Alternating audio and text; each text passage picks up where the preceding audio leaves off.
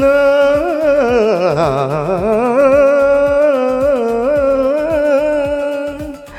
ಸಡಗರದಿಂದ ಗಗನದ ಅಂಚಿಲ್ದ ಸುರರು ಬಂದು ಹರಿಯ ಕಂಡು ಹರುಷದಿ ಭುವಿಯ ಸ್ವರ್ಗ ಎನ್ನುತ್ತಿರಲು ನಾದಮಯ ಏ ಲೋಕವೆಲ್ಲ ಕೊಳಲಿಂದ ಗೋವಿಂದ ಆನಂದ ತಂದಿರಲು ನಾದಮಯ. ಸೊ ಅಷ್ಟೆಲ್ಲ ಕಷ್ಟದ ನಡುವೆನೂ ಅಮ್ಮ 100 Days ಸಿನಿಮಾನ ಓಡಿಸಿದ್ದಾರೆ. ಚೆನ್ನಾಗಿ ಕನ್ನಡದ ಕಂದನ್ನು ಕನ್ನಡದ ಜನ ಕೈ ಹಿಡಿದ್ರು ಕೂಡ ಅಮ್ಮ ಬಿಡದೆ ಆ ಒಂದು ಸಕ್ಸಸ್ನ ತೋರಿಸಿದ್ದಾರೆ ನಿಮಗೆ. ಸೊ ಮತ್ತೆ ಇವಾಗ ನಿಜ ಹೇಳಬೇಕು ಅಂದರೆ ಬೆಂಗಳೂರಿಗೆ ಬಂದು ಇಲ್ಲಿ ಸೆಟ್ಲಾಗಿದ್ದ ಟೈಮ್ ಇದೆ ಅಲ್ಲ ಸರ್, ಇಲ್ಲಿ ಒಂದಷ್ಟು ನಿಮಗೆ ಪಾಪ ನಾವು ನೋಡಿದಾಗ ನಮಗೊಂದು ಪಿಕ್ಚರ್ ಸಿಗ್ತಾ ಇರಲಿಲ್ಲ. ಅಯ್ಯೋ ಪಾಪ ಅನ್ನೋ ಥರ ಒಂದಷ್ಟು ಜನ ಹೇಳೋರು, ಅಯ್ಯೋ ಅವ್ರ ತಾಯಿ ಮಗ ಕಷ್ಟದಲ್ಲಿದ್ದಾರೆ ಪಾಪ ಅಂತ. ಇನ್ನೊಂದು ಕಡೆಗೆ ನಿಮ್ಮಷ್ಟಕ್ಕೆ ನೀವು ದುಡ್ಕೊಂಡಿರೋವಾಗೂ ಯಾರೋ ಬೆಂಕಿ ಹಾಕಿದ್ರು, ಮತ್ತೆಷ್ಟೊಂದು ಕಷ್ಟಗಳನ್ನ ಕೊಟ್ಟರು. ಸರ್ ಈ ಸಿಚುವೇಶನ್ಸ್ಗಳೆಲ್ಲ ಹೆಂಗಾಯಿತು, ಯಾಕಾಯಿತು, ಹೆಂಗೆ ಹ್ಯಾಂಡಲ್ ಮಾಡಿ? ಕಷ್ಟ. ರಿಯಲ್ ಎಸ್ಟೇಟ್ ಮಾಫಿಯಾನೂ ಇದೆ, ನಾವು ಹೇಳೋಕ್ಕಾಗಲ್ಲ. ಸೊ ಇಂಡೈರೆಕ್ಟಾಗಿ ಎಷ್ಟೆಷ್ಟೋ ನಡೀತಾ ಇರ್ತವೆ. ಅದು ನಾವು ಅಮ್ಮ ಯಾವಾಗಲೂ ಎಲ್ಲ ಪರಿಸ್ಥಿತಿನಲ್ಲೂ ಯಾರನ್ನು ಅವ್ರು ಕೈ ತೋರಿಸಿಲ್ಲ, ಬೆರಳು ಮಾಡಿ ತೋರಿಸಿಲ್ಲ. ಸರಿ ಹಿಂಗಾಗೋಯ್ತು, ನೆಕ್ಸ್ಟ್ ಏನು ಮಾಡಬೇಕು ಅಂತ. ಅದೇ ಜಾಗ 7 ಸರಿ ಬೆಂಕಿ ಇಟ್ಟಾಗ ಅಮ್ಮ ಏನು ಯೋಚನೆ ಮಾಡಿದ್ರು, ಲೇಔಟ್ ಮಾಡಿಬಿಡೋಣ ಬಿಡು ಅಂದ್ಬಿಡು. ಅದು ಇವತ್ತು ಡಾಕ್ಟರ್ ಲೀಲಾವತಿ ಎನ್ಕ್ಲೇವ್ ಆಗೋಯ್ತು ತಮಿಳ್ನಾಡು. ನೀವು ಏನಂದ್ರೆ ಮೈನಸ್ ಆಗಿದ್ದನ್ನೆಲ್ಲ ಸ್ಟೆಪ್ ಮಾಡ್ಕೊಂಡು ಅದ ನಾವು ಅಲ್ಲಿಗೇನೆ ಅಲ್ಲಿ ಕೂತ್ಕೊಂಡ್ಬಿಡ್ಬಾರ್ದು. ಆಗೋಯ್ತಲ್ಲ, ನನಗೇನಿದೆ ಇನ್ನೊಂದು ಜೀವನ. ಎಲ್ಲಿ ನಮಗೆ ಸೋಲಿದೆಯೋ ಅದಂಗೆ ಗೆಲುವಿನ ಪ್ರಾರಂಭ ಅದು. ಹೌದು, ಬರೀ ಗೆಲುವಿತ್ತು ಅಂದರೆ ಗ್ಯಾರಂಟಿ ಹೇಳ್ತಾ ಇದ್ದೀನಿ, ಒಂದು ದಿವಸ ಸೋತೋಗ್ಬಿಡ್ತೀವಿ, ದೊಡ್ಡದಾಗಿ ಸೋತು ಬಿಡಿದೀವಿ. ಕರೆಕ್ಟ್. ಒಬ್ಬ ಮೇಕಪ್ ಆರ್ಟಿಸ್ಟ್ ಅವಮಾನ ಮಾಡಿದ್ರು ಅನ್ನೋ ಒಂದು ಕಾರಣಕ್ಕೆ ಅಮ್ಮ ಕೊನೆವರೆಗೂ ತಾವು ಮೇಕಪ್ ಮಾಡ್ಕೊಂಡ್ರು. ನಿಮ್ಗೆ ಆ ಸಿಚುವೇಶನ್ ಏನಾದರೂ ಹೇಳಿದ್ರು ಅವರು? ಹೇಳಿದ್ರು ಅಯ್ಯೋ ನಿಮ್ಗೆ ಹೇಳಿದಾರೆ ನೋಡ್ರಿ ಪಾಪ, ಅದು ಸತ್ಯ, ಅದು ಪಾಪ. ಅಯ್ಯೋ ಯಾರು ಕೂತ್ಕೊಂಡಿದ್ದಾರೆ ಪಾಪ ಮೇಕಪ್ಗೆ ಅಂತ ಗೌರವವಾಗಿ. ಸರಿ, ಯಾರೋ ದೊಡ್ಡ ಹಿರಿಯ ಕಲಾವಿದರಿನೊಬ್ರು ಯಾರೋ ಬಂದಿದ್ದಾರೆ, ಹೇಳಿ ಇಲ್ಲಿಂದ ಹೇಳಿ. ಆವಾಗಲೇ ಅಮ್ಮನಿಗೆ ನೋವಾಗೋಯ್ತು. ಅವ್ರಿಗೆ ಫಸ್ಟ್ ಮೇಕಪ್ ಹಾಕಿ ನಿಮ್ಗೆ ಹಾಕೋಕ್ಕಾಗಲ್ಲ ಅಂತ ಅಷ್ಟು ನೋವಾಗೋಯ್ತು. ಅಂದರೆ ಆವತ್ತೇ ಅಮ್ಮ ತೊಗೊಂಡು ಕೂತ್ಕೊಂಡು ಹೇಗೆ ಹಾಕೋದು ಎಲ್ಲನೂ ಇದು ತಗೊಂಡು ತಾನೇ ಮೇಕಪ್ ಹಾಕಿ.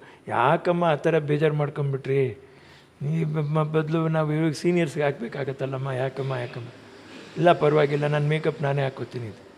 ಆವತ್ತಿಂದ ಕಲ್ತರು ಹಾಕೋಬೇಕು. ಮ್ಯಾಕ್ಸ್ ಫ್ಯಾಕ್ಟ್ರಿ ಹಾಲಿವುಡ್ಡು ಅದು ಇವತ್ತಿಗೂ ಇವರು ಎಷ್ಟೇ ನೀವು ಮೇಕಪ್ ತೊಗೊಂಬನ್ನಿ, ಆ ಮ್ಯಾಕ್ಸ್ ಫ್ಯಾಕ್ಟ್ರಿ ಕಂಪ್ನಿನ ಬಿಡಬಾರ್ದಾಗಿತ್ತು. ಮೀಫಿ ಅಂತ ಬಂತು, ಅವರು ಕೂಡ ಕಾನ್ಸಂಟ್ರೇಟ್ ಮಾಡಿದಾಗ ಕ್ರೈಲಾನ್ ಅಂತ ಬಂತು, ಅವರು ಕೂಡ ಪ್ಯಾನ್ ಕೇಕು ಆ ಥರ ಪ್ಯಾನ್ ಸ್ಟಿಕ್ಕು ಬರಲಿಲ್ಲ. ಆ್ಯಕ್ಚುಲಿ ರೆವಲಾನ್ ಕಂಪ್ನಿಗಾದರೆ ಯಾರಾದರೂ ಸಜೆಸ್ಟ್ ಮಾಡಬೇಕು. ಸ್ಕಿನ್ನಿಗೆ ಹಾಕಿದ್ರೆ ಅಲರ್ಜಿಕ್ ಆಗಲ್ಲ ನೀವು ಇದು ರೀಸೆಂಟ್ ಟೈಮ್ ಎಷ್ಟು ಜನ ದೊಡ್ಡ ಹೀರೋಯಿನ್ಗಳು ಅವರೆಲ್ಲ ಮಾಡ್ಕೊಂಡು ಫೇಸಿಗೆ ತೊಂದರೆ ಎಲ್ಲ ಆಗಿದೆ ಅಂತ ಹೇಳ್ತಾ ಇದ್ರಲ್ಲ, that's because of that wrong chemical proportion they use in to the makeup materials. Max ಫ್ಯಾಕ್ಟ್ರಲ್ಲಿ ಅದಿರಲಿಲ್ಲ. ಅದು ಆ ಪ್ಯಾನ್ ಕೇಕ್ ನೋಡ್ತಾ ಇದ್ದರೆ ಕೇಕ್ ಆಗಿದ್ದರೆ ತಿನ್ಬಿಡ್ಬೋದು, ಆ ಥರ you get that fragrance Max factory ಹಾಲಿವುಡಲ್ಲಿ. ಅದರಲ್ಲಿ 525D ಅಂತ ಒಂದು ಎಕ್ಸ್ಟ್ರಾರ್ಡಿನರಿ ಶೇಡ್ ಅದು. ಹೌದು ಎಲ್ಲನೂ ಅಮ್ಮ ತೋರಿಸ್ಕೊಟ್ರು, ಹೇಳ್ಕೊಟ್ರು. ಕಲಿಬೇಕಪ್ಪ ಮೇಕಪ್ ಹಾಕೋದು, ಮೇಕಪ್ ಆರ್ಟಿಸ್ಟ್ ಆಗಬೇಕು, ನ್ಯಾಚುರಲಾಗಿ ಬರಬೇಕು. ನೀವು ಅದನ್ನು ಪ್ರೆಸ್ ಮಾಡ್ಕೋತೀರಲ್ವಾ, ಒಂದು ಲ್ಯಾಕ್ಮಿದು ಪಫ್ ಇದಿರ್ತದೆ, ಅದನ್ನು ನೀವೇನು ಮಾಡಬೇಕು, ಒಳಗಡೆ ಇದು ಮಾಡಿಬಿಟ್ಟು ಫುಲ್ ಎಲ್ಲನೂ ತಟ್ಬಿಡ್ಬೇಕು, ಬೆರಳಲ್ಲಿ ತೆಗ್ದುಬಿಡ್ಬೇಕು. ಸುಮ್ಮನೆ ಕೈಯಲ್ಲಿ ಪ್ರೆಸ್ ಮಾಡ್ತಾ ಇರಬೇಕು ಅಷ್ಟೇ. Not oil makeup. ಕರೆಕ್ಟಾ? ಅದು ನಮಗೆ ಇಷ್ಟೊಂದು ನಾಲೆಡ್ಜ್ ಇಲ್ಲ. ಮತ್ತೆ ಅದೆಲ್ಲ ಬರೀ ಹಾಕಿಸ್ಕೊಳ್ಳೋದು, ಆಮೇಲೆ ಸ್ವೆಟ್ ಆಗದೆ ಇರೋ ಸ್ಪಾಂಜ್ನ ಸ್ವೆಟ್ ತೆಗಿಯೋದಷ್ಟೇ. ಸ್ಪಾಂಜಲ್ಲಿ ತೆಗಿಯೋದಲ್ಲ, ಅದು ಡ್ರೈ ಇದರಲ್ಲೇ ಇಟ್ ಶುಡ್ ಬಿ. ಫ್ಯಾಟ್ ಇರುತ್ತೆ ಇಲ್ಲಿ ಡೆಪಾಸಿಟ್ಸ್, ಅದೆಲ್ಲ ಪ್ರೆಸ್ ಮಾಡ್ಕೊಂಡು ಅದರಲ್ಲೇ ತೆಗಿಬೇಕು. ಡ್ರೈಯಲ್ಲಿ ಫ್ಯಾಟ್ ಅಬ್ಸರ್ವ್ ಆಗೋದು ಅಲ್ವೇ? ನೋಡಿದ್ರಾ ಎಷ್ಟೆಲ್ಲ ಹೇಳ್ಕೊಟ್ಟಿದ್ದಾರಮ್ಮ ನಿಮಗೆ. ಅಲ್ದಿರನೇ ಒಂದು ಇದರಲ್ಲಿ ಐಸ್ ಹಾಕೊಂಡು ವೆಟ್ ಕ್ಲಾತ್ ಇಟ್ಟಿರಬೇಕು. ವೆಟ್ ಕ್ಲಾತ್ನ ಯೂಸ್ ಮಾಡಿ. ಹಳೆ ಪದ್ಧತಿಗಳು, ಅದು ಯಾವತ್ತೂ ಚೇಂಜ್ ಆಗಲ್ಲ. ಯಾಕಂದರೆ ಸ್ಕಿನ್ ಯಾವತ್ತೂ ಹೊಸದಾಗಿ ಬರಲ್ಲ. ಹೌದು, ನಾನು ಕೊನೆವರೆಗೂ ನೋಡಿದ್ದೀನಿ. ದೇವ್ರು ಕೊಟ್ಟಿರೋ ವರ ಇರ್ಬೋದು. ಇಲ್ಲ, ಅವ್ರು ಕಷ್ಟಪಟ್ಟು ಅದನ್ನು ರೆಡಿ ಮಾಡ್ಕೊಂಡಿರೋದು. ಕಲ್ಲಿರುತ್ತೆ ನೋಡಿ, ನೈಸ್ ಅದು ಕಲ್ಲು ಹೊಳೆಯಲ್ಲಿ ಸಿಕ್ಕತ್ತೆ, ಅದನ್ನ ಇಟ್ಕೊಂಡು ಉಲ್ಟಾ ಹೀಗೆ ಉಜ್ಜೋರಮ್ಮ. ಕೈಗೆ ಮಿಕ್ಸ್ ಮಾಡುವಾಗ ನೀವು ಏನು ಮಾಡ್ತೀವಿ ನಾವು, ಹೀಗೆ ಎಳಿತೀವಿ, ಹಾಂ. ಉಲ್ಟಾ ಎಳಿಬೇಕು. ಓ, ತುಂಬ ಪಾಠ ಅಮ್ಮವ್ರದ್ದು. ಇಟ್ಸ್ ಎ ಡಿಫ್ರೆಂಟ್ ಕಾನ್ಸೆಪ್ಟ್ ಅವ್ರದ್ದು, ಬಿಡಿ ಅವ್ರದ್ದು ಟೋಟಲಿ ಡಿಫ್ರೆಂಟ್. ಈ ಫೋಲ್ಡ್ ಮಾಡಿದ್ರೆ ಇಲ್ಲೆಲ್ಲ ಬಿರುಕುಗಳು ಕಾಣಿಸ್ತದೆ, ಅದರೊಳಗೆಲ್ಲ ಫಿಲಪ್ ಮಾಡೋರು. ಬಟ್ ಸೂಪರ್ ನ್ಯಾಚುರಲ್ ಎಕ್ಸ್ಪೀರಿಯನ್ಸ್ ಅವ್ರದ್ದು. ಜೋಸಫಿನ್ ಅಂತ ಹೇರ್ ಡ್ರೆಸ್ಸರ್ ಇದ್ರು ಅಮ್ಮವ್ರಿಗೆ. ಅದು ನೋಡಿ, ಅದೆಲ್ಲ ನಿಮ್ಗೆ ಕಾಣಿಸ್ತಾ ಇದೆ, ಜೋಸಫಿನ್ ಅವರು. ಅದು ಆ ಸ್ಟೈಲ್ ಅದು. ಹಾಂ, ಇವತ್ತಿಗೆ ಬೇಗ ಕೂರಿಸ್ಬಿಡ್ತಾರೆ, ರೆಡಿ ಮಾಡಿಬಿಡ್ತಾರೆ. ಆವತ್ತಿನ ಕಾಲ ತುಂಬಾ ಕಷ್ಟ ಆಯಿತು. ಗಂಟಿನ ಪಿನ್ನು, ಇನ್ವಿಸಿಬಲ್ ಪಿನ್ನು, ತುಂಬ ಕಷ್ಟ ಆಯಿತು, ತುಂಬ ಕಷ್ಟ ಆಯಿತು. ಅದು ಹಾಕೋದೆಷ್ಟು ಕಷ್ಟ, ತೆಗಿಯೋದೆಷ್ಟು ಕಷ್ಟ, ಮೇಕಪ್ಪು ಅಷ್ಟೇ, ಹೇರ್ ಸ್ಟೈಲು ಅಷ್ಟೇ. ಎಲ್ಲವರೆಗೂ ನಾನು ತಯಾರು ಮಾಡಿದ್ರು. ಯಾರದ್ದು ಶೂಟಿಂಗ್ ಹೋದಾಗ ಅಮ್ಮವ್ರದ್ದು ಇದೆಲ್ಲ ನಾನೇ ರೆಡಿ ಮಾಡಿ ಅಮ್ಮನಿಗೆ ಮೇಕಪ್ ಇಟ್ಬಿಟ್ಟು ಅಮ್ಮವ್ರದ್ದು ಮುಗಿದ ಮೇಲೆ ನಾನು ಹಾಕೊಂಡು ಇದಕ್ಕೆ ಬರ್ದೆ. ಓ, ನೋಡಿ, ಶಂಕರ್ನಾಗ್ ಅವ್ರು ನೆನೆಸ್ಕೋಬೇಕು ನಾವು. ಹೌದು, ಸೆಲ್ಫ್ ಬಿಲ್ಟು ಮ್ಯಾನ್. ಕಾಲಕ್ಕೆ ಆ ಮಿಂಚಿನ ಓಟ ಸಿನಿಮಾ ಈವಾಗಲೂ ನೀವು ನೋಡ್ರಿ, ಅದು ಸೂಪರ್ಬ್ ಸಿನಿಮಾ. ಅದು ಆವತ್ತಿಗೆ ಮಾಡಿಬಿಟ್ರು ನ್ಯಾಚುರಲ್ ಆಗಿಲ್ಲ ಅವ್ರ ಪಾಪ. ನಿಜ. ಪಾಪ ದೇವರು ಎಷ್ಟು ಬೇಗ ಕರ್ಕೊಂಬಿಟ್ರೆ ಅವ್ರನ್ನ ಅಂತಲೇ ಅದೊಂದೇ ಬೇಜಾರಾಗುತ್ತೆ. ನಿಮ್ಗೆ ಹೆಲ್ತ್ ಕೈ ಕೊಟ್ಟಿದ್ದೆಲ್ಲಿಂದ ಸರ್? ಏನಾಯಿತು ಫಸ್ಟು? ಅಲ್ಲ, ಅಮ್ಮ ಅವ್ರಿಗೆ ಹಾರ್ಟ್ ಅಟ್ಯಾಕ್ ಆಯ್ತಲ್ಲ. ಹಾರ್ಟ್ ಅಟ್ಯಾಕ್ ಆದಮೇಲೆ ನನಗೆ ಜವಾಬ್ದಾರಿ ಕೊಟ್ಟರು ಫಸ್ಟ್ ಟೈಮು. ಇಷ್ಟು ಮೇಂಟೈನ್ ಮಾಡೋ ಜವಾಬ್ದಾರಿ ಆವಾಗ ನನಗೆ ಲೋಡ್ ಆಗಿಬಿಡ್ತು. ಈಗಲೂ ನೀವು ನೋಡಿ ನಾನು ಎಷ್ಟು ವರ್ಕ್ ಲೋಡಲ್ಲಿ ಇರ್ತೀನಿ. ಹೌದು, ಲೋಡ್ ಆಗಿಬಿಡ್ತು. ಆ ಲೋಡ್ ನನಗೇನಾಗಿದೆ, ತಡೆಯೋಕ್ಕಾಗ್ದಿರೇ ಬಿ ಪಿ ಇಲ್ಲ, ಶುಗರ್ ಇಲ್ಲ, ಬ್ಲಡ್ ಕ್ಲಾಟ್ ಆಗಿಬಿಡ್ತು. ಡ್ರೈವಿಂಗ್ ಮಾಡ್ಕೊಂಡೇ ಹೋಗಿದ್ದೀನಿ. ಹೌದು, ಮಾಡ್ಕೊಂಡು ಹೋಗಿ MS ರಾಮೇದು ಡೋರ್ ಓಪನ್ ಮಾಡಿ ಕೆಳಗಡೆ ಇಳಿಯೋಕ್ಕೆ ಕಾಲು ಬೆಂಡಾಗಿಬಿಡ್ದು. ದೇಹ ಮಾತ್ರ ಹೊರಗಡೆ ತೊಗೊಂಡು ಬಿದ್ದುಬಿಟ್ಟು ಅಲ್ಲಿ ಕರೆದೆ, ಬಂದು ಎತ್ಕೊಂಡು ಹೋಗ್ರು ಅಂತ ಹೇಳಿದೆ. ಸ್ಟ್ರಕ್ಚರ್ ಬೇಡ, ಸತ್ತೋಗ್ತೀನಿ, ಹಂಗೆ ಎತ್ಕೊಂಡು ಹೋಗ್ರಿ ಅಂತ ಹೇಳಿದೆ. 5 ಜನ ಡಾಕ್ಟರ್ ಇದ್ದರು. ಡಾಕ್ಟರ್ ನಾಗಮಲ್ಲೇಶ್, ಗ್ರೇಟ್ ಪರ್ಸನ್ನು. ಡಾಕ್ಟರ್ ರಮೇಶ್ ಅವರು ಅಮ್ಮವ್ರನ್ನ ಕಾಪಾಡಿದ್ದಾರೆ. ಡಾಕ್ಟರ್ ನಾಗಮಲ್ಲೇಶ್, ರಮೇಶ್ ಅವರು. ನಾಗಮಲ್ಲೇಶ್ ಅವರು ನಮ್ಮಿಬ್ಬರಿಗೂ ಪ್ರಾಣದಾನ ಮಾಡಿದ್ದಾರೆ. Greatest of the great people. ಅಲ್ಲ ಸರ್, ಇಲ್ಲಿಂದ ಅಲ್ಲಿಗೆ ಡ್ರೈವ್ ಮಾಡ್ಕೊಂಡು ಹೋಗಿದ್ರ? ಹೌದೌದು, 50 ಕಿಲೋಮೀಟ್ರ್ ಓಡಿಸಿದ್ದೀನಿ. ನನಗೆ ಆಶ್ಚರ್ಯ. ನನ್ನ ತಾಯಿಯವರು ಅದೇ ನೀವ್ಕೊಂಡು ಸ್ಪ್ರೈಟ್ ಕುಡಿಸ್ಕೊಂಡು ನನಗೆ, ಅಯ್ಯೋ ದೇವ್ರು, ಅವ್ರು ಸೈನೇ ಹಾಕಲ್ಲ ಹಾಸ್ಪಿಟ್ಲಲ್ಲಿ. ಅಮ್ಮ ಇಲ್ಲಿ ನೋಡಿ ಡಾಕ್ಟ್ರ್ ಹೇಳ್ತಾರೆ, ನೋಡಿರಿ ನಿಮ್ಮಮ್ಮ ಸೈನ್ ಆಗ್ತಾಯಿಲ್ಲ, ಸೈನ್ ಹಾಕ್ರೆ ಭಯ ಅವ್ರಿಗೆ, ಅದಕ್ಕೆ ಸೈನ್ ಆಗ್ತಾಯಿಲ್ಲ. ನಾನು ಸರಿಯಾಗಿ ಹೋಗಿದ್ದೀನಿ ಅಂತ ಹೇಳ್ರಿ, ಅವ್ರಿಗೆ ಸೈನ್ ಹಾಕಕ್ಕೆ ಹೇಳ್ರಿ, ಹಾಕ್ತಾರೆ. ಎಲ್ಲ we can never forget in life. ಅಪ್ಪ ದೇವರು ಏನು, ದೇವರು ಇಷ್ಟವರೆಗೂ ಆದರೂ ನಮ್ಮನ್ನು ಈ ಥರ ಉಳಿಸಿದ್ನಲ್ಲ ಅನ್ನುವಂಥದ್ದು ದೊಡ್ಡ ವಿಷಯ. ಸಂಸಾರದಲ್ಲಿರಬೇಕು ಅಂತ ಒಂದು ಸಂಸಾರ ಮಾಡಿಕೊಟ್ರು ನನಗೆ ಅಮ್ಮ. ಸರ್, ಅದನ್ನ ಈಗ ನೋಡಿ, ನನಗೆ ಇದು ನನಗೆ ಕಷ್ಟದ ಪ್ರಶ್ನೆನೇ. ಬಟ್ ಸ್ಟಿಲ್ ನಾನು, ಯಾಕಂದರೆ ನಾವೆಲ್ಲರೂ, ನೀವಿಬ್ಬರಿದ್ದೀರಾ, ನಿಮ್ಮ ಒಂದು ವೈಯಕ್ತಿಕ ಜೀವನನ ನೀವು ಮಿಸ್ ಮಾಡ್ಕೊತಿದ್ದೀರಾ. ಅಮ್ಮಂಗೋಸ್ಕರ ಎಷ್ಟೆಲ್ಲ ತ್ಯಾಗನೂ ಮಾಡಿದ್ದೀರಾ, ನೀವಿಲ್ಲ ಅಂತಿಲ್ಲ. ಬಟ್ ಸರ್, ಅದನ್ನು ಯಾಕೆ ಮುಚ್ಚಿಟ್ರಿ, ಅಥವಾ ಅದನ್ನ ಹೇಳ್ಕೊಳ್ಳೋ ಅಂತ ನಮಗೇನು ಅನ್ನುವಂಥದ್ದು ಬರಲಿಲ್ಲ. ಆಮೇಲೆ ಅಮ್ಮವ್ರು ನಡ್ಸ್ಕೊಂಡು ಹೋಗಿರೋ ರೀತಿನೇ ಬೇರೆ. ಈಗ ಆ ಹುಡುಗನ ಅಲ್ಲೇ ಓದಿಸಿದ್ರು ಅಮ್ಮ. ಅವರಿಗೆ 1500-500 ರೂಪಾಯಿ ಸಂಪಾದನೆ ಮಾಡಿರುವಂಥದ್ದು ಗಂಡಸೆಲ್ಲ, ಹೆಣ್ಣಿಂಗ್ಸು ಕಾಲಕ್ಕೆ 10 ರೂಪಾಯಿ ಸುಬ್ಬಯ್ಯ ನಾಯ್ಡು ಅವರು ಕಂಪ್ನಿನಲ್ಲಿದ್ದಾಗ, 5 ರೂಪಾಯಿ ಚಿಕ್ಕ ವಯಸ್ಸಲ್ಲಿ ಒಂದು ಮನೆಗೆ ಮುಸ್ರೆತ್ತಿಕ್ಕಕ್ಕೆ ಹೋಗಿದ್ದಾಗ. ಸೊ ಅವ್ರ ಲೈಫೇ ಅವ್ರಿಗೆ ಗೊತ್ತಿಲ್ಲ, ಅಷ್ಟು ಮಾತ್ರ ಗ್ಲಿಂಪ್ಸ್ ಅದು ಅಷ್ಟೇ. ಪಟ್ ಅಂತ ಬಂದುಬಿಡ್ತಾರೆ, ಎಲ್ಲೋ ಬರ್ತಾರೆ, ಹಂಗೆ ಬರ್ತಾರೆ. ಸಂಗೀತ ಸಾಮ್ರಾಜ್ಯ ನಾಟಕ, ಅದು ದೊಡ್ಡ ಅಕಾಡೆಮಿ ಅದು, ಅದೇ ಇವ್ರದ್ದು ನಮ್ಮ ಸುಬ್ಬಯ್ಯ ನಾಯ್ಡು ಅವ್ರದ್ದು. ಸೊ ಅದರಲ್ಲಿ ನನ್ನ ತಾಯಿಯವರು 10 ರೂಪಾಯಿ ತಿಂಗಳಿಗೆ ಸಂಬಳಕ್ಕಿದ್ರು. ಇದು ಜೀವನ. ಅಲ್ಲಿಂದ ಚಿತ್ರರಂಗಕ್ಕೆ ಬರ್ತಾರೆ, ಅದು ಬೆಳೀತಾರೆ, ಇದಾಗೋಗುತ್ತೆ. ಅಂಥವರು ಈ ಮಟ್ಟಕ್ಕೆ ತೊಗೊಂಬರ್ತಾರೆ ಅಂದರೆ ಅವರಿಗೆ ಅವರ ಸೊಸೆನೋ ಅವ್ರ ಮಗನೂ ಹೇಗೆ, ಮೊಮ್ಮಗನೂ ಹೇಗೆ ಇರಬೇಕು ಅನ್ನುವಂಥದ್ದು ಅವರೇ ತೀರ್ಮಾನ ಮಾಡಿದ್ದು. ಹೀಗೆ ಇರಬೇಕು ಅನ್ನುವಂಥದ್ದು ಅದು ಸರಿ ಅನ್ನಿಸ್ತು ನನಗೆ, ಸರಿ ಅನ್ನಿಸ್ತು. ಕರೆಕ್ಟು, ಅವ್ರು ಹೇಳಿದ್ದು ಕರೆಕ್ಟ್ ಸರ್. ನೀವು ನಿಜವಾಗ್ಲೂ ನೀವೂ ಅಷ್ಟೇ ಗ್ರೇಟು, ಸರಿ ಅನ್ನಿಸ್ತು. ಆಮೇಲೆ ಅವರು ನಮ್ಮ ಹಾಗೆ ಮನುಷ್ಯರು, ನನ್ನ ನೋಡ್ಕೊಳ್ಳೋರು ನಮ್ಮ ಹಾಗೆ ಮನುಷ್ಯರು. ನಾನು ಯಾರ್ಯಾರಿಗೆ ನನ್ನಿಂದ ಆಗ್ತಾ ಇದೆಯೋ ಅವ್ರು ಯಾರಿಗೆ ನಾನು ಇದು ಮಾಡ್ತೇನೆ, ಅವರು ನಮ್ಮ ಸ್ವಂತದವರು ಅಂತಲೇ ನನಗೆ ಅನ್ನಿಸ್ಬಿಡ್ತು. ಮ್ಯಾನೇಜ್ ಮಾಡ್ತಿರೋ ರೀತಿ ಅಮ್ಮ, ಎಲ್ಲರನ್ನೂ ಒಂದೇ ಥರ ನೋಡುವಂಥದ್ದು ಮತ್ತು ಮ್ಯಾನೇಜ್ ಮಾಡೋರು. ಒಂದು ಬಾರ್ಡ್ರ್ ಕಾಯುವಂಥ ಒಬ್ಬ ಸಿಪಾಯಿ ಅಥವಾ 100 ಸಿಪಾಯಿಗಳು, ಅಯ್ಯೋ ನನ್ನ ಮನೆ ಏನಾಯಿತು, ನನ್ನ ಹೆಂಡತಿ ಏನಾಯ್ತು, ನನ್ನ ಮಗು ಏನಾಯಿತು ಅಂತ ತಿರುಗಿಬಿಟ್ರೆ ನಮ್ಮದು ಗತಿಯೆಲ್ಲ ಏನು ಹೇಳಿ. ಒಂದು ಸರಿ ಯೋಚನೆ ಮಾಡಿ ನೋಡ್ರಿ ನೀವು. 2 ಮಹಿಳೆಯರವರು ಮಾತಾಡುವಾಗ ನನಗೆ ಎಷ್ಟು ಹೆಮ್ಮೆ ಅನ್ನಿಸ್ಬಿಡ್ತು ನಿಜವಾಗ್ಲೂ. ಅವ್ರು ಅದೇನೋ ಎಷ್ಟು ಚೆನ್ನಾಗಿ ಹೇಳಿ we targeted them and we finished our mission successfully ಅಂತ ಆ ಹೆಣ್ಣು ಮಕ್ಕಳು ಬಾಯಿನಲ್ಲಿ ಆ ಮಾತು ಕೇಳುವಾಗ ನಮಗೆ ತುಂಬ ಒಂದೊಂದು ಸಂತೋಷ ಆಗುತ್ತೆ ನಿಜವಾಗ್ಲೂ. So nice, they are in the higher ಇದು ಲೆವೆಲ್ ಅವರು. ಅವ್ರು ಅದು ಮಾತಾಡಿದಾಗ ಟಿ ವಿನಲ್ಲಿ ಕೇಳಿಸ್ತಾ ಹೆಮ್ಮೆ ಅನ್ಸುತ್ತೆ ನಮಗೆ. ಅದು ಅಂದರೆ ಅಮ್ಮ ಬರೀ ನಿನ್ನ ಫ್ಯಾಮಿಲಿ ಅಷ್ಟೇ ಅಲ್ಲಪ್ಪ, ನಮ್ಗೆ ಎಲ್ಲದೂ ಫ್ಯಾಮಿಲಿ ಇದೆ. ಖಂಡಿತ ಅದು. ಯಾಕಂದರೆ you need to be happy, you need to be peaceful, ನಮಗೆಲ್ಲ you need to sacrifice your ನಿನ್ನ ಪೀಸ್, ನಿನ್ನ ಸಮಾಧಾನ ಶಾಂತಿನ ನೀನು ತ್ಯಾಗ ಮಾಡಲೇಬೇಕಾಗತ್ತೆ. ತ್ಯಾಗ ಮಾಡಲಿಲ್ಲ ಅಂದರೆ ಅದು ಸಿಗೋದಿಲ್ಲ, ಅದು ಸಿಕ್ಕರೆ ಇದು ಸಿಗಲ್ಲ. ಹೌದು. ಹಾಂ, ಬಟ್ ಇದಕ್ಕೆ ನ್ಯಾಯ ಒದಗಿಸ್ಬೇಕೇ ಹೊರತು ಈ 24 ಗಂಟೆ ನನ್ನ ಮಗ ಅಂತ ತೊಗೊಂಡು ನಾನು ಕೂರಿಸ್ಕೊಳಕ್ಕಾಗಲ್ಲ. ಅವನು ಕೂರಿಸ್ಕೊಳ್ಳೋ ವಯಸ್ಸು ಹೊರಟೋಯ್ತು ಪಾಪ. ಅವನು ದುಡಿತಾ ಇದ್ದಾನೆ, ಅವನು ಕೆಲಸ ಮಾಡಿ, ನಾನು ಓದ್ತೀನಿ, ಸಾಫ್ಟ್ವೇರ್ ಇಂಜಿನಿಯರ್ ಆಗಿ ಕೆಲಸ ಮಾಡ್ತಾ ಇದ್ದಾನೆ. ಒಂದು 80,000 1 ಲಕ್ಷವರೆಗೆ ಸಂಪಾದನೆ ಮಾಡ್ತಾನೆ, ಅವನು ಕೊಡ್ತಾನೆ ಪಾಪ. ಅವ್ರ ತಾಯಿನವ್ರು ನೋಡ್ಕೊತಾನೆ. ನಾನು ಗಮನಿಸ್ತೀನಿ ಇಲ್ಲಿಂದ ಪೇಮೆಂಟ್ ಅದು ಇದೆಲ್ಲ ಮಿಕ್ಕಿದೆಲ್ಲ ನಾನು ನೋಡ್ಕೊತೀನಿ. ಪಾಪ ಅವರಲ್ಲಿ ಇದ್ದು ತೋಟ ನೋಡ್ಕೊತಾರೆ. ಹಾಗೆ ಇಲ್ಲಿ ಈಗ ನೀವು ಎಲ್ಲ ಒಟ್ಟಿಗಿದ್ರೆ ಒಂದ್ ಕಡೆಗೆ ನೋಡ್ಕೊಳಕ್ ಯಾರು ಇರಲ್ಲ, ಅಲ್ಲಿ ನೋಡ್ಬೇಕು. ಅವ್ರು ಇರುವಂಥ ಪ್ರಾಪರ್ಟಿ ಕೂಡ ಕಾಸ್ಟ್ಲಿ ಪ್ರಾಪರ್ಟಿ ಅಲ್ವೇ? ಅಯ್ಯೋ, ಮತ್ತೆ ಕಾಯೋದು ಜವಾಬ್ದಾರಿನೇ. ಅದು ಇದ್ದವ್ರಿಗೆ ಗೊತ್ತಾಗುತ್ತೆ ಕಾಯೋದು ಎಷ್ಟು ಕಷ್ಟ ಅನ್ನೋದು. 1 ರಿಂದ 10 ವಯಸ್ಸುವರೆಗೂ ನೋಡ್ಕೊಳಕ್ಕೆ ಮಗು ಅಂತ ಇರ್ತಾರೆ. 10 ವಯಸ್ಸಾದ್ಮೇಲೆ ಇನ್ನೇನು ನಿಂತ್ಕೊಂಡಿದ್ದೆ ಸ್ಕೂಲ್ಗೆ ಹೋಗು ಹಂಗೆ ಅಂತ ಹೇಳೋಕ್ಕಾಲ ಬರುತ್ತೆ. 16 ವಯಸ್ಸಿಗೆ ಹಾಕಿದ್ನ ತಿನ್ಕೊಂಡು ಕತ್ತೆ ತಿಂದಂಗೆ ತಿಂದಿದ್ಯಾ ಮನೆಯಲ್ಲಿ ನಿಂತ ಹೇಗೆ ಹಾಕಿ ಉಗಿತಾ ವಹಿಸೋದು, ಹೊಡೋಕ್ಕೆ ಕೆಲಸ ಮಾಡೋಂಥದ್ದು. ಆಮೇಲೆ ಕೆಲಸಕ್ಕೆ ಹೋದ್ಮೇಲೆ ಇದು ಜೀವನ ಹೀಗೆ ಹೋಗ್ತಾ ಇದೆ ರೊಟೀನು. ಮೊಟ್ಟೆ ಇಡೋ ಕೋಳಿಗೆ ಗೊತ್ತು ಅದ್ರ ನೋವೇನು ಅಂತ ಹೇಳಿ. ನಿಜ. ಆ ಕೋಳಿಗೆ ಎಷ್ಟು ನೋವಾಯ್ತು, ಈ ಕೋಳಿಗೆ ಎಷ್ಟು ನೋವಾಯ್ತು ಅನ್ನುವಂಥದ್ದು ಬೇಡ ನಮಗೆ. ಹೌದು, ಇಲ್ಲ ಅದು ನೀವು ಹೇಳೋದು ಇಷ್ಟು ಒಂದೊಂದು ಮಾತಿಗೆ ಒಂದಷ್ಟು ಅರ್ಥಗಳಿದಾವೆ. ನೀವು ಜಸ್ಟ್ ನಿಮಗೆ ಒಂದು ಸ್ಟ್ರೆಚ್ಚಲ್ಲಿ ಅರ್ಥ ಆಗಿಲ್ಲ ಅಂದರೆ ವಾಪಸ್ ಹೋಗಿ ಮತ್ತೆ ಕೇಳಿಸ್ಕೊಡಿ. ಈಗ ಇಷ್ಟೊತ್ತು ಮಾತಾಡಿರೋದ್ರಲ್ಲೂ ಎಷ್ಟೆಲ್ಲ ಇದೆ ಅಂದರೆ ನನಗೆ ಆಶ್ಚರ್ಯ. ಆಮೇಲೆ ಅಮ್ಮಂದೊಂದು ವಿಲ್ ಪವರ್ ಏನಿದೆ ಅದು ಯಾರೊಬ್ರಿಗೂ ಖಂಡಿತ ಬರೋಕ್ಕೆ ಸಾಧ್ಯ ಇಲ್ಲ ಸರ್. ಅದನ್ನು ನೆಗೆಟಿವ್ಸ್ಗಳನ್ನ ತಡ್ಕೊಳ್ಳೋ ಶಕ್ತಿ, ಒಂದು ಕಮೆಂಟ್ ಹಾಕಿದ್ರೇ ಇವತ್ತು ತಡ್ಕೊಳಕ್ಕಾಗದೇ ಇರೋಷ್ಟು ರೋಷ ಬರುತ್ತೆ ಅಥವಾ ಏನೋ ಬೇಜಾರಾಗುತ್ತೆ. ಅದು ಅಸಾಧ್ಯ ಬಿಡಿ, ಅದನ್ನು ಹೇಳೋಕ್ಕೆ ಸಾಧ್ಯ, ಏನೇನೋ ಆಗುತ್ತೆ.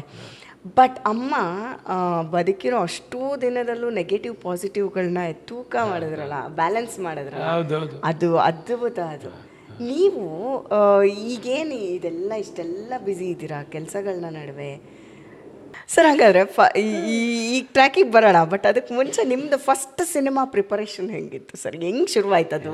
ಅಲ್ಲೊಂದು ವಾತಾವರಣ ವರ್ಕಿಂಗ್ ಔಟ್ ಡೈಲಿ ಮಾಡುವಾಗ ನಾನು ವೆಸ್ಟರ್ನ್ ಸಾಂಗ್ ಇದು ಮಾಡುವಾಗ ನೀನು ಶಾಸ್ತ್ರೀಯವಾಗಿ ಕಲಿಬೇಕು ಅಂತ ನಮ್ಮ ಇವ್ರ ಹತ್ರ ಧಾರವಾಡ ಕೃಷ್ಣಕುಮಾರ್ ಮಾಸ್ಟರ್ ಹತ್ರ ಕಥಕ್ ಕಲಿಸಿದ್ರು. ಆಮೇಲೆ ಮೃದಂಗ ಮಾಸ್ಟರ್ ರಿದಮ್ ಸೆನ್ಸ್ ಇರಬೇಕು ನಿನಗೆ ಹಾಡಕ್ಕೆ ಇಷ್ಟಪಡಿದೆ ಅಂದರೆ ವೈಕ್ಯಂ ದೇವರಾಜನ್ ಪಾಲ್ಘಾಟ್ ಮಣಿಯಯ್ಯರ್ ಅವ್ರ ಶಿಷ್ಯರು, ಅವ್ರ ಮೃದಂಗ ಕಲಿಸಿದ್ರು. ಆಮೇಲೆ ಯೂನಿವಾಕ್ಸ್ ಹನುಮಂತಾಚಾರ್ಯರಿದ್ದರು, ಆರ್ಟಿಸ್ಟ್ ಹನುಮಂತಾಚಾರ್ಯರು ಗೊತ್ತಿರುತ್ತೆ. ಮಗ ಗುರು ಅಂತಿದ್ರೆ, ಇನ್ನೊಬ್ಬರು ರಾಜ್ಕುಮಾರ್ ಅಂತಿದೆ.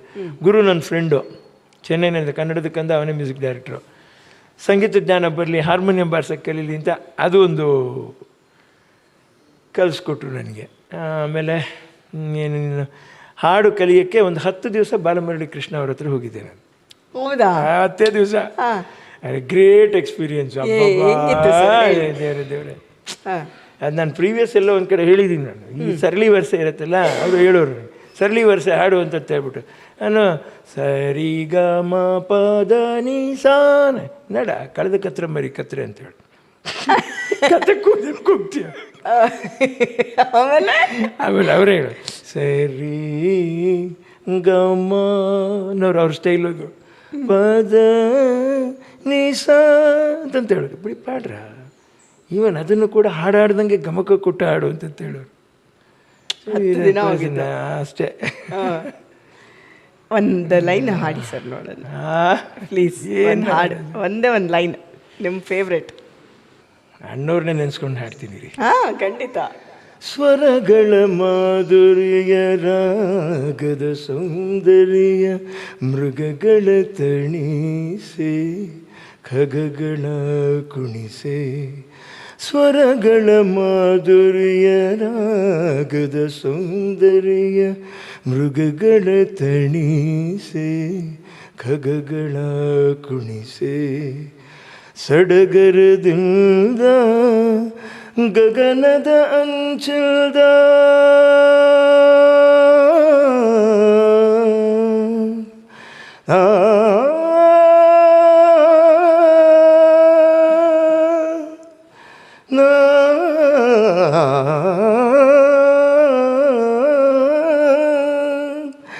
ಸಡಗರದಿಂದ ಗಗನದ ಅಂಚಿಲ್ದ ಸುರರು ಬಂದು ಹರಿಯ ಕಂಡು ಹರುಷದಿ ಭುವಿಯ ಸ್ವರ್ಗ ಎನ್ನುತ್ತಿರಲು ನಾದಮಯ ಏ ಲೋಕವೆಲ್ಲ ಕೊಳಲಿಂದ ಗೋವಿಂದ ಆನಂದ ತಂದಿರಲು ನಾದಮಯ. ಅಬ್ಬಾ ಸರ್, ಸೀರಿಯಸ್ಲಿ ನಾನು ಇವತ್ತು ಐ ಆಮ್ ಡನ್. ನಾನು ಇವತ್ತು ಇಡೀ ದಿನ ಯು ಮೇಡ್ ಮೈ ಡೇ. ಇಷ್ಟು ಒಳ್ಳೆ ಹಾಡು, ಸೂಪರ್. ನೀವು ಇಷ್ಟು ಚೆನ್ನಾಗಿ ಹಾಡ್ತೀರಾ ಸರ್. ಅಮ್ಮ ನಿಮ್ಮನ್ನು ಎಷ್ಟು ಟ್ರೈನ್ ಮಾಡಿದ್ದಾರೆ ನೋಡಿ, ಬಿಟ್ಟಿಲ್ಲ ಅವರು. ಬಿಡಲಿಲ್ಲ, ಅವ್ರು ಬಿಡೋದೂ ಇಲ್ಲ. ಇಲ್ಲ ಅವ್ರು ಬಿಡಲ್ಲ, ಮುಗ್ದೂ ಇಲ್ಲ. ಅವರು ಇಲ್ಲೇ ನಮ್ಮ ಜೊತೆಲೇ ಇದ್ದಾರೆ, ಇಲ್ಲೇ ಇದ್ದಾರೆ. ನಾನು ಅದಕ್ಕೆ ಹೇಳಿಲ್ವಾ, ನನಗೆ ಆ ಫೀಲ್ ಆಗ್ತಿದೆ. ಐ ಸ್ಟಿಲ್ ನನಗೆ ಅದು ನೀವೇನಾರು ಅಂದ್ಕೊಳ್ಳಿ, ನನಗೆ ಅನ್ನಿಸ್ತಾ ಇರೋದು ನಾನು ಹೇಳ್ತಾ ಇದ್ದೀನಿ. ನೀವು ಮಾತಾಡ್ತಿದ್ರೆ ನನಗೆ ಅಮ್ಮ ಮಾತಾಡ್ದಂಗೆ ಅನ್ನಿಸ್ತಿತ್ತು. ಸೊ ಈಗಲೂ ನನಗೆ ಹಾಗೆ ಅನ್ನಿಸ್ತಾ ಇದೆ. ಫೀಲಿಂಗ್ ವೆರಿ ನೈಸ್, ಒಂಥರ ರಿಫ್ರೆಶ್ ಇದು. ಸೊ ಫಸ್ಟ್ ಸಿನಿಮಾಗೆ ನಿಮ್ಗೆ ಇಷ್ಟೆಲ್ಲ ತಯಾರಿ ಮಾಡಿದ್ರು. ಸೊ ತಯಾರಿ ಮಾಡಿದ್ಮೇಲೆ ಹೆಂಗೆ ಶುರುವಾಯಿತು? ಆ ಫಸ್ಟ್ ಮುಹೂರ್ತ ಆಗಿದ್ದು, ಆ ಗಳಿಗೆಗಳನ್ನ ನೆನೆಸ್ಕೊಟ್ರೆ ವಾಪಸ್? ಅಯ್ಯೋ, ಆ ಮುಹೂರ್ತಕ್ಕೆ ಏನು ಮಾಡಿಬಿಟ್ಟಿದ್ದೀನಿ, ಅರ್ಜೆಂಟಾಗಿ ಹೋಗ್ಬೇಕು ಅಂತ ಹೇಳ್ಬಿಟ್ಟು ಶರ್ಟ್ ಹಾಕೊಂಡ್ಬಿಟ್ಟು ಟವಲ್ ಸುತ್ಕೊಂಡು ಹೋಗ್ಬಿಟ್ಟಿದ್ದೀನಿ. ದಾರಿ ಚೂರು ಕೂಸು ನೀ ಕೆಳಗಡೆ ಹಾಕೊಂಬ, ಏನು ಟವಲ್ ಸುತ್ಕೊಂಡು ಬಂದ್ಬಿಟ್ಟಿದೆ ಅಂತ ತಿರುಗಿ ಓಡೋಗಿ ತಿರುಗಿ ಹಾಕೊಂಡ್ಬಿಟ್ಟು ಹಾಕೊಂಡು. ಅಯ್ಯೋ, ಹಿಂಗೆ ಅಷ್ಟೇ ಗಾಬರಿಯಾಗಿ ಚಿಕ್ಕ ಮಗು ಥರನೇ ನನ್ನನ್ನು ತಟ್ಟಿ ತಗೊಂಡ್ಬಂದ್ರು. ಅಲ್ಲಿ 1 2 ಅಂತ ಹೇಳಿದ ತಕ್ಷಣ ಕೆಲವು ಟೈಮ್ ಗಾಬರಿ ಆಗ್ಬಿಡುತ್ತೆ ನನಗೆ. ಜೋರಾಗಿ ಹೇಳ್ಬಿಡಿ, ಮೆತ್ತಿಗೆ ಹೇಳಿ ಅಂತ ಹೇಳವೆ. ಜೋರಾಗಿ ಹೇಳಿದ್ರೆ ಕಿವಿ ಕೇಳಲ್ಲ ಅನ್ನೋರು ಮಾಸ್ಟ್ರು. ಈ ಹೀರೋಯಿನ್ ಸೆಲೆಕ್ಟ್ ಆಗಿದ್ದು, ಅಯ್ಯೋ ಹೀರೋಯಿನ್ ಅವ್ರನ್ನ ಲವ್ ಮಾಡೋಕ್ಕೆ ಬರ್ತಾ ಇಲ್ಲ ನನ್ನ ಫಸ್ಟ್ ಪಿಕ್ಚರಲ್ಲಿ. ಅಮ್ಮ ಹೇಳೋರು, ಬಾರೋ ಇಲ್ಲಿ ಬರೀ ಡ್ಯಾನ್ಸ್ ಆಡೋ ಸಾಕ, ಇದು ಲವ್ ಮಾಡೋಕ್ಕೆ ಕಲಿಬೇಕು ಅಂತ ಅವರೇ ತೋರಿಸೋರು. ಹಿಂಗೆ ಮಾಡಿ ಕೈ ಹಾಕೊಂಡು ಹಿಂಗೆ ಮಾತಾಡ್ಕೊಂಡು ಜಾಲಿಯಾಗಿ ಮಾಡಿ ನಕ್ಕು ಸಾಕಾಗೋದು. ಕೈ ಹಿಂಗಾಗೋದು ನನಗೆ ಪಕ್ಕಕ್ಕೆ ಹೋದಾಗ, ಹೀರೋಯಿನ್ ಪಕ್ಕಕ್ಕೆ ಹೋಗೋದು. ದ್ವಾರಕೀಶ್ವರ್ಗೆ ಯಾಕೆ ಕೂಸು ಜ್ವರ ಬಂದ್ಬಿಡ್ತಾ, ಸರಿ ಇಲ್ವಾ ಬೇರೆ ಚೇಂಜ್ ಮಾಡೋಣ ಅಂತ. ಇಲ್ಲ ನಾನೇ ಸರಿ. ದ್ವಾರಕೀಶ್ ಅಪ್ಪಾಜಿ ಅವ್ರದ್ದು ಫಸ್ಟ್ ರಿಯಾಕ್ಷನ್ ಹೆಂಗಿತ್ತು ನಿಮ್ಮನ್ನ ಹೀರೋ ಮಾಡೋರು? ಯಾವಾಗಲೂ ಅವರು ನಮ್ಮನ್ನು ನೋಡಿದಾಗಲೇ ಅವ್ರ ಮನೇಲಿ ಡ್ಯಾನ್ಸ್ ಮಾಡಿದಾಗ ಅವ್ರು ಡಿಸೈಡ್ ಮಾಡಿಬಿಟ್ರು, ಕರ್ನಾಟಕಕ್ಕೆ ಒಂದು ಹೀರೋ ತರ್ತೀನಿ ನಾನು ಅಂತೇಳಿ. ಹೌದಾ? ಅವರು ಯಾವುದನ್ನು ನೆನೆಸ್ಕೊಂಡ್ರು ಪಾಪ, ಅವರೆಲ್ಲ ನಡೆಸಿದ್ರು. ಈಗಳಿಗೆವರೆಗೂ ಪೀಪಲ್ ಎಕ್ಸೆಪ್ಟ್ ಮೀ ಆಸ್ ಹೀರೋನೇ. ನನ್ನ ಪಕ್ಕದ ಪಾತ್ರ, 4ನೇ ಪಾತ್ರ ಯಾವುದೇ ಮಾಡಲಿ, ಎಲ್ಲೇ ಮಾಡಲಿ, ಸ್ನೇಹ ಲೋಕದಲ್ಲಿ ಮಾಡಿರಿ, ಒಂದು ಮಾಡಿದ್ರು ಕೂಡ ಜನ ನನ್ನ ಮರ್ತಿಲ್ಲ. ಸಾಕು, ದೇವ್ರು ಇನ್ನೇನು ಕೊಡಬೇಕು. ಹೆಂಗಿತ್ತು ಅಪ್ಪಾಜಿ ಅವ್ರದ್ದು, ದ್ವಾರಕೀಶ್ ಅಪ್ಪಾಜಿ ಅವ್ರ ಜೊತೆ ಒಡನಾಟ? ಗ್ರೇಟ್. ಅವ್ರು ನೋಡಿ, ಶೂಟಿಂಗ್ನಲ್ಲಿ ಯಾವುದೇ ಒಂದು ಸ್ಟ್ರೆಸ್ಸು ತೋರಿಸ್ತಾ ಇರಲಿಲ್ಲ, ಆರ್ಟಿಸ್ಟ್ಗಳ ಮೇಲೆ ಬರ್ಡನ್ ಹೇರ್ತಾ ಇರಲಿಲ್ಲ. ಚೆನ್ನಾಗಿ ಆ್ಯಕ್ಟ್ ಮಾಡಿದೆ ಕಣೋ, ಚೆನ್ನಾಗಿ ಹುಮ್ಮಸ್ ಕೊಡೋರು ಅವ್ರು. ಗ್ರೇಟ್. ದ್ವಾರಕೀಶ್ ಅವ್ರ ಡೈರೆಕ್ಷನ್ನಲ್ಲಿ ಆ್ಯಕ್ಟ್ ಮಾಡೋಕ್ಕೆ ಪುಣ್ಯ ಮಾಡಿರ್ಬೇಕು ಅಲ್ವಾ? ಖಂಡಿತ ಬೈತಾ ಇರಲಿಲ್ಲ ಕಲಾವಿದರನ್ನೆಲ್ಲ. ಹೌದು, ಹಂಗೆ ಅವ್ರು ಸ್ವಲ್ಪ ಇದಾದ ಅವ್ರು ಏನು ಹೇಳೋರು ಅಂದರೆ ಜಸ್ಟ್ ಇಷ್ಟೇ ಹೇಳೋರು, ನೋಡು ಇಷ್ಟೆಲ್ಲ ತರಿಸಿದ್ದೀನಿ, ಇಷ್ಟೆಲ್ಲ ಮಾಡಿದ್ದೀನಿ, ಈಗ ಚೆನ್ನಾಗಿ ಮಾಡಲಿಲ್ಲ ಅಂದರೆ ಹೆಂಗಪ್ಪಾಜಿ ಅಂತದ್ದು ಕೇಳೋರು. ಕೊಂಡು ತಾನೇ ಇದು ಮಾಡಿ ತೋರಿಸೋರು. ಈಗ ನೀವು ಒಂದು ಚಿಕ್ಕ ಹುಡುಗನ ಥರ ನೀನು ಮಾಡಬೇಕು, ಅವಾಗ ಹೆಂಗೆ ಮಾಡ್ತೀಯಾ, ಬಬ್ಲಿಯಾಗಿ ಮಾಡಬೇಕು ಅಂತ ಸ್ಟೈಲಾಗಿ ಹಿಂಗೆ ಮಾಡ್ಬೇಕು, ಹಂಗೆ ಮಾಡ್ಬೇಕು, ತಾನೇ ನಾಚಿಕೆ ಬಿಟ್ಟು ತೋರಿಸೋರು ಅವ್ರು. ಪಾಪ ಆರ್ಟಿಸ್ಟ್ನ ಫಂಕ್ ಮಾಡ್ತಾ ಇರಲಿಲ್ಲ, ಬೈತಾ ಇರಲಿಲ್ಲ. ಕರೆಕ್ಟ್. ಬೈದ್ರೆ ಕೆಲಸ ಆಗೋದು ಅಂತ ಇವತ್ತಿನವರೆಗೂ ಉಳಿದ್ರು ಅವರು. ಯಾಕೆ ಮೇಯರ್ ಮುತ್ತಣ್ಣ ಮಾಡಲಿಲ್ವಾ ಅವರು? ಇನ್ನೊಂದು ಆನಂದ್ ಭೈರವಿ ಮಾಡಲಿಲ್ವಾ? ಗಿರೀಶ್ ಕರ್ನಾಡ್ ಅವ್ರನ್ನ ಇಟ್ಕೊಂಡು, ಯಾಕೆ ಅವರೆಲ್ಲ ಡೈರೆಕ್ಟರ್ ಅಲ್ವಾ? ಹುಣಸೂರು ಕೃಷ್ಣಮೂರ್ತಿ ಅವ್ರ ಗರಡಿನಲ್ಲೇ ಪಳಗಿದವ್ರು ಅವರು ಕೂಡ. ಬೈಯೋದ್ರಲ್ಲಿ ನಾನು ಹೇಳ್ತೇನೆ, ಬೈಯೋದು ತಪ್ಪು. ಬೈದ್ರೆ ಕೆಲಸ ಆಗಲ್ಲ. ಕ್ಯಾಮ್ರಾ ಮುಂದೆ ನಾವು ನಿಂತಿರ್ತೀವಿ, ಯಾಕೆ ಅವರು ಅದೇ ಕಾಲದವ್ರು ಬೈಬೋದಾಗಿತ್ತಲ್ಲ ದ್ವಾರಕೀಶ್ ಅವರು. ಅಷ್ಟೊಂದು ಎಕ್ಸ್ಪೀರಿಯನ್ಸ್, ಅಷ್ಟು ದೊಡ್ಡವರು. ನನಗೇನು ಅನ್ನಿಸ್ತಾ ಇದೆ, ಈ ಪರಿಸ್ಥಿತಿಗೆ ಅವ್ರು ಚೆನ್ನಾಗಿರ್ಬೇಕಾಗಿತ್ತು ಅಂತ ಅನ್ನಿಸ್ತಾ ಇದೆ. ಹೌದು, ಜೊತೆಯಲ್ಲಿ ಕೂತ್ಕೊಂಡು ಏನಾದರೂ ಮಾಡ್ಬೋದಾಗಿತ್ತು ಅಂತ ಕೂಡ ಅನ್ನಿಸ್ತಾ ಇದೆ. ಸರ್ ಆ ಸಿನಿಮಾ ಆದ್ಮೇಲೆ ಒಂದು ದೊಡ್ಡ ಸಕ್ಸಸ್ ನಿಮ್ಗೆ ಒಂದು ಸಕ್ಸಸ್ ಒಳ್ಳೆ ಆಯಿತು. ಒಳ್ಳೆ step ಕೃಷ್ಣಾನಿ ಸಿಕ್ತು. ಕುಣಿದಾಗ ಮಾಡಿದ್ರು, ಹೌದು. ಅದು ಚೆನ್ನಾಗಿತ್ತು. ಅದನ್ನು ಬಂದು ಥಿಯೇಟ್ರಿಂದ ಅಲ್ಲಿ ಥಿಯೇಟ್ರ್ ಪ್ರಾಬ್ಲಮ್ಸು ಅದು ಸಿಗಲಿಲ್ಲ. ಸರ್ ಅವ್ರು ರಾಜಕೀಯ ಮಾಡಿದ್ರೆ ನಮ್ಗೆ ಅದು ಬೇಕಾಗೇ ಇಲ್ಲ. ಅದನ್ನು ಕೂಡ ಜನ ರಿಸೀವ್ ಮಾಡಿದ್ರು. ಮಾರಿಕೋಣೆಯಲ್ಲಿ ಎಷ್ಟು ಚೆನ್ನಾಗಿ ಸರ್ ಕ್ಲಾಸಿಕಲ್ ಡ್ಯಾನ್ಸ್ ಮಾಡಿದ್ದೀರಾ ಅಂತ ಕೇಳಿದ್ರು ದ್ವಾರಕೀಶ್ ಅವ್ರಿಗೆ. ಆಮೇಲೆ ಅವ್ರು ಹಾಕಿ ಮಾಡೋದಕ್ಕೆ ಅವರು ಯೋಚನೆ ಮಾಡಿದ್ರು. ಆಮೇಲೆ ಅಮ್ಮನೇ ನನಗೋಸ್ಕರ ಪ್ರೊಡಕ್ಷನ್ ಮಾಡಿದ್ರು, ಆಫೀಸ್ ಮಾಡಿದ್ರು. ಆಮೇಲೆ ನನಗೋಸ್ಕರ ಅನ್ನೋದು ಕೊನೆಗೆ ಯಾರೋದು ಅಂತ ಮಾಡಿ ಹೊಸಬ್ರಿಗೆಲ್ಲ ನಾವು ಅವಕಾಶ ಕೊಟ್ವಿ. ಈಗಲೂ ಹೊಸಬರಿಗೆ ಅವಕಾಶ ಕೊಡೋದ್ರಲ್ಲಿ ಅಮ್ಮವ್ರನ್ನ ಸ್ಟಾರ್ಟ್ ಮಾಡಿ ಬಿಟ್ಟಿದ್ದು. ನನ್ನ ತಾಯಿಯವ್ರನ್ನ ನಾನು ಯಾಕೆ ನನ್ನ ತಾಯಿಯವ್ರ ಬಗ್ಗೆ ಇಷ್ಟು ಸ್ಟ್ರೆಸ್ ಮಾಡಿ ನಾನು ಯಾಕೆ ಹೇಳ್ತಾ ಇದ್ದೀನಿ ಅಂದರೆ, ಅವರು ಗಂಟಸಲ್ಲ ಹೆಂಗಸು. ಒಬ್ಬ ಮಗುಗೆ ಜನ್ಮ ನೀಡಿ ಆ ಮಗುನ ಇಷ್ಟು ಎತ್ತರಕ್ಕೆ ಬೆಳೆಸಿ ಯಾವುದೇ ವಿವಾದಾತ್ಮಕವಾದ ಇದಕ್ಕೆ ತಲೆ ಕೊಡ್ದಿರ ನನಗೂ ಅದನ್ನೇ ಪಾಠ ಹೇಳಿಕೊಟ್ಟು, ಫಸ್ಟ್ ನಿನ್ನ ಕರ್ತವ್ಯನೇ ದೇವರು ಅಂತ ನಡೆಯೋ, ನೀನು ಹೆಜ್ಜೆ ಇಟ್ಕೊಂಡು ಅಂತ ಹೇಳ್ಬಿಟ್ಟು, ನೀನು ಒಬ್ಬ ವ್ಯವಸಾಯ ಫಸ್ಟ್ ನೀನು ರೈತನಾಗೋಬಿಟ್ಟು ಮಗನೇ ಅಂತ ಹೇಳೋರು. ಇದು ನನಗೆ ತುಂಬ 5 ಜನ ನನ್ನ ವಯಸ್ಸು 16, 20, ಅವ್ರಗಳ ವಯಸ್ಸು 55, 60ಕ್ಕೆ ಟಚ್ ಆಗ್ತಾಯಿದ್ರು. ಅಂಥವ್ರ ಜೊತೆ ಬಿಟ್ಬಿಡೋರು ನನ್ನ ಗಾಡೀಲಿ. ಇವನ ಜೊತೆಲಿ ಮುಂದೆ ಕೂತ್ಕೊಳ್ಳಿ, ಒಬ್ರು ಹಿಂದೆ ಕೂತ್ಕೊಳ್ಳಿ ಅಂತ ಹೇಳಿ. ಅವ್ರು ಹಗಲೆಲ್ಲ ಬರೀ ಇದೇ ಬೋಧನೆ ನನಗೆ. ಇಲ್ಲಿ ಹೋಗೋಣ ನೋಡು, ಅದು ಭತ್ತ ಮಾಡಿದಾರಲ್ಲ ಅದು ಈ ಥರ, ನೋಡು ಅವ್ನು ಹೊಡಿತಾ ಇಲ್ಲ ಅದು ಆ ಥರ. ಆವತ್ತಿಗೆ ಇವತ್ತು ಇವನೇನು ಎಲ್ಲರೂ ಡಾಕ್ಟರ್ ಆಗು, ಇಂಜಿನಿಯರ್ ಆಗು, ಹೀರೋ ಆಗು, ಹೀರೋಯಿನ್ ಆಗು, ಡಾನ್ಸರ್ ಆಗು, ಸಿಂಗರ್ ಆಗು, ಎಲ್ಲದ್ರ ನಡುವೆ ರೈತ ಆಗು ಅಂತ ಬೆಳೆಸಿದಾರಲ್ಲ. Great great. ಗ್ರೇಟ್. ಯಾರನ್ನೇ ಕೇಳಿ ನೀವು ರೈತ ಆಗ್ತೀನಿ, ಯೋಧ ಆಗ್ತೀನಿ ಎರಡನ್ನು ಬಿಟ್ಟು ಎಲ್ಲ ಹೇಳ್ತಾರೆ. ಆದರೆ ನಿಮ್ಮನ್ನು ನೋಡಿ ಎಷ್ಟು ಚೆನ್ನಾಗಿ ಒಳ್ಳೆ ರೈತನನ್ನಾಗಿ ಮಾಡಿದ್ರು. ಆಮೇಲೆ ಅವ್ರು ಇದನ್ನು ತೋರಿಸ್ಕೊಟ್ರು, ಹಣಕಾಸಿನ ಒಂದು ವ್ಯವಸ್ಥೆ ಹೇಗಿರುತ್ತೆ, ಇದನ್ನು ನಡೆಸ್ಕೊಂಡು ಹೋಗ್ಬೇಕಾದ್ರೆ ನಮಗೆ ರಿಸರ್ವ್ ಹೇಗೆ ಇಟ್ಕೋಬೇಕು, ನಾವು ದುಡ್ಡನ್ನ ಹೇಗೆ ಇಟ್ಕೋಬೇಕು. ಫಸ್ಟ್ ಬ್ಯಾಂಕ್ ಬಡ್ಡಿ ಏನು ಬರುತ್ತೆ ನೋಡ್ಕೊ. ನೀವು ಪ್ರೈವೇಟಾಗಿ ನೀನು ಸಿನಿಮಾ ಮಾಡಿದ್ರೆ ಅದರಲ್ಲಿ ಏನು ಆದಾಯ ಬರುತ್ತೆ ನೋಡ್ಕೊ. ನಾನು ಎಲ್ಲರಿಗೂ ಏನು ಹೇಳ್ತೀನಿ ಅಂದರೆ, ಆ್ಯಕ್ಚುಲಾಗಿ every day is not a Sunday. ಎಲ್ಲ ಸಿನಿಮಾನು ಹಿಟ್ ಆಗಲ್ಲ. ಹಿಟ್ ಆದಾಗ ಬಂದಿರೋ ದುಡ್ಡನ್ನ ನಾನು ಅಲ್ಲಿಗೆ ಕೊಡ್ತೀನಿ, ನಾನೆಲ್ಲ ಅಲ್ಲೇ ಬಿಡ್ತೀನಿ ಸರ್ವಿಸ್. ಅದೆಲ್ಲ ಮಾತಾಡಬಾರ್ದು ನಾವು. ಎಲ್ಲರೂ ಮಾಡುವುದು ಹೊಟ್ಟೆಗಾಗಿ, ಗೇಣು ಬಟ್ಟೆಗಾಗಿ, ತುತ್ತು ಹಿಟ್ಟಿಗಾಗಿ. ಇದು ಯಾರೂ ಮರಿಬಾರ್ದು. ನನಗೆ ಯಾವಾಗಲೂ ಅಂತಂತೇಳಿದ್ರೆ ನೀನು ಅಮೃತ ಉಂಡು ಬಂದಿಲ್ಲ. ಹೌದು, ಕರೆಕ್ಟಾ? ಅಮೃತ ಉಂಡು ಬಂದೋ ಒಂದು ಕತೆ ಬೇರೆ, ಅದು ನಾವು ಕಂಡೂ ಇಲ್ಲ. ಸರಿನ್ರಾ? ಹಾಂ. ಈಗ ನಾವು ಸಾಮಾನ್ಯ ಮನುಷ್ಯ, ನಾ ಕೋಟ್ಯಾಧೀಶ್ವರ ಅಂತ ಅಂದ್ಕೊಳ್ರಿ. ಸರ್ ಬೆಳಗ್ಗೆ ನಾನು ಎಷ್ಟು ಊಟ ಮಾಡಿ ಅಷ್ಟೇ ಊಟ ಮಾಡೋಕ್ಕಾಗುತ್ತೆ. ತಿರುಗಿ ಮಧ್ಯಾಹ್ನ ಇಲ್ಲಿ ಹಸಿಬೇಕು. ಹೌದು, ಅಷ್ಟೇ ತಿನ್ನೋಕ್ಕೆ ಸಾಧ್ಯ. 3 ಹೊತ್ತಿನ ಊಟ 1 ಹೊತ್ತು ಮಾಡೋಕ್ಕಾಗಲ್ಲ.